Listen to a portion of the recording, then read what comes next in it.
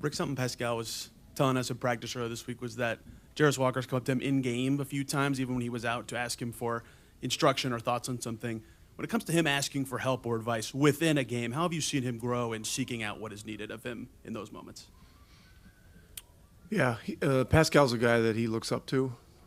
Pascal's taken a genuine interest in Jarris and his career development, evolution as a professional. Jarris has been through a lot of the ups and downs that come with being a young player in the NBA, from not playing to playing sometimes to then playing a lot and then having that elevated responsibility. And I believe what happens is, in a lot of cases, you gain an element of humility going through all those things. And that shows through, with something that you're talking about, asking for help or asking for,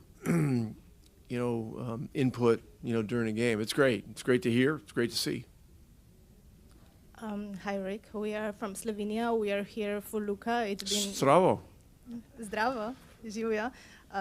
We are here for Luka, so that's why this question. Is it any special for you to play against this guy? How special is this for you? Oh, boy, no. It's hell, really, because he's impossible to game plan for. He's just, now he's leading the league in scoring. He still gets all the triple doubles. It's a winning team. I don't know if I've ever seen a player that controls an NBA game the way he does. Just, in every way possible. You can't speed him up. You can't slow him down. It's really an impossible task. You got to hope he misses some shots. And, if you think double teaming is the answer, it's not.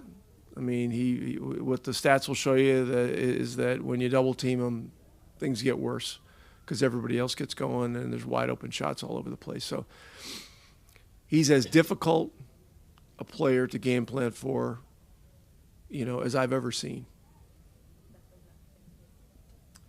Rick, there's been a kind of topic of discussion league-wide over the last month or so, especially with Adam punishing the Jazz for their actions in terms of not playing competitive basketball. I'm curious, for a team like yourself, you have some unfortunate injuries, and then it's kind of like the silver lining is what the lottery is, and maybe intended to help a team like your team has. Have you seen teams across the league maybe take advantage of that? And from your former role, being the head of the Coaches Association, do you think that could have negative? Former is an important word to include in that. Oh, right? You finished in December, right? Yeah. Yeah. So, yeah. But just JB Bickerstaff is doing it now and doing great, doing a phenomenal job, and is going to be great. Yeah. But do you think that there's organizations that choose to go that direction, they could be having hurting the careers of coaches potentially? It's a long question. I'm not sure I fully understand it. Hurting their careers of coaches, how? So I would think as a coach, it's all about wins and losses, right? And learning the league and staking your reputation based on being able to win games. And if you're a young coach coming into an organization that their plan is not to win for an extended amount of time to take advantage of a lottery system, I think that could hurt a coach's trajectory. Well, it hasn't hurt Mark Daigneault. And I think the bottom line with all of it is we all have very unique jobs. Our job is to manage our situation. And the situations of each team are very much in flux on a year-to-year basis. Injury adds, crazy elements of change. And so you've just got to manage it as best you can. I think Dagnall's a great example. He managed that situation, and they built their team through the lottery. And they built their team. They were at the bottom of the league with their record, or near the bottom of their league, and they've built their team through the draft. Not coincidentally, the Pistons have done the same thing. So you got the two best teams in the league, one in the East and one in the West, that have built their teams in much the same way. And I think Dagnall is a great example. Like he was a G League coach, but he built a relationship in that organization and a partnership. And if you build those relationships and you become a real partner, the wins and losses, and this is just my opinion, the wins and losses element of it isn't going to be that kind of a factor. To me, Will Hardy's going to be the coach at Utah for a long time. I think Jordi Fernandez is going to be the coach in Brooklyn for a long time. I can name others. It's so much of this is the relationships you build, the trust you build, and how you manage your situation. If I could ask a follow, just then, in your opinion, do you see any tweaks that he should only have one question, shouldn't he? Do you see any tweaks that need to be made to the system, or do you think it's much ado about nothing and this is the way it's been and it can continue?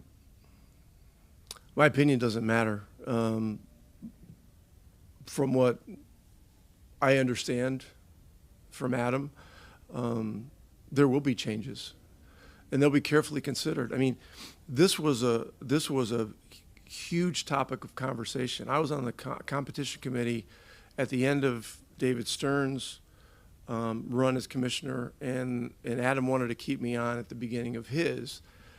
And this was a hearty topic of conversation. And through it all, at that particular point in time, it was determined that the lottery was the best way to continue forward. Now there have been adjustments with the odds and so forth, and I don't know exactly what the adjustments were. But we're in a league that is constantly evolving.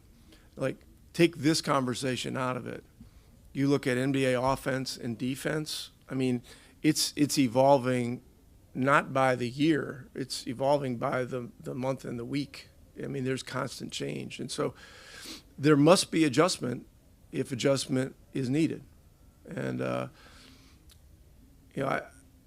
I place every bit of trust I have in Adam Silver. I mean, this man has proven to be the ultimate leader.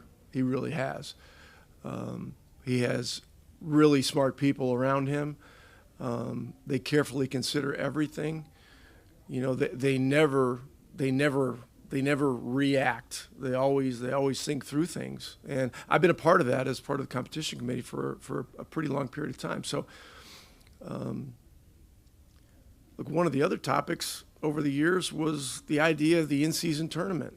And early on, it was everybody was very dismissive of it. This is how's this ever gonna work? Well, now, I mean, how did we not do this a long time ago? So, there's always a lot going on. But if you ever think that in any industry we just get to the place where we're supposed to get and that's it, that's not how it works. I guess I'm going to try to change direction here. I mean, I guess I'm trying to run this thing done here. I'll make this quick. I guess, is there anything regarding to that topic that you feel like is important to? We're done. No, we're done with this topic. We're done with this topic? Yeah. All right. Okay, then I'll totally. I don't know if I can answer it any more. No, any more detail than that. It was really good. I'm not saying it's not. I was wondering if there's anything that you think is important to protect. I mean, you're a smart guy, obviously, but is there anything that you feel like is important to that's necessary to protect in terms of the current system that sort of has to stay? All those things will be carefully considered. My job right now is not to think about what changes need to be made. My job is to manage the health of our team, the play of our team, the competitive spirit of our team, and we have 20 games left. And as difficult as this year has been, with the losses, and we have not been good, it's been very enjoyable because of the different ways you build relationships, and not just relationships with the players, but with the staff, the organization. You become much more keenly aware of the needs of everybody that you're working with. And so, I've approached this season, even with all the difficulty that's come with it,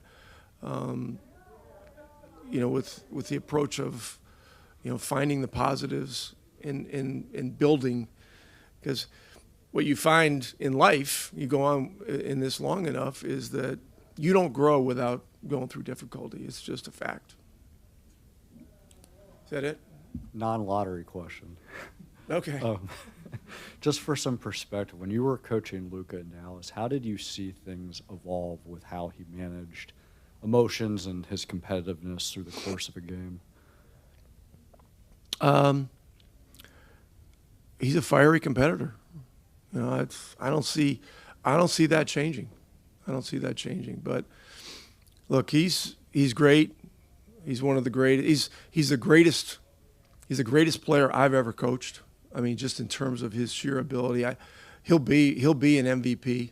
And listen, I got to be careful. I coached Dirk Nowitzki, who's in the Hall of Fame, who's 7th on this all-time scoring list, who, we won a championship together,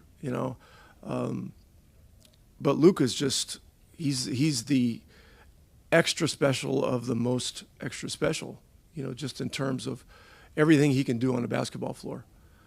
And he has amazing charisma too. And, you show me a great player that isn't stubborn and doesn't get pissed off at things, and I'll show you guys it's not a great player.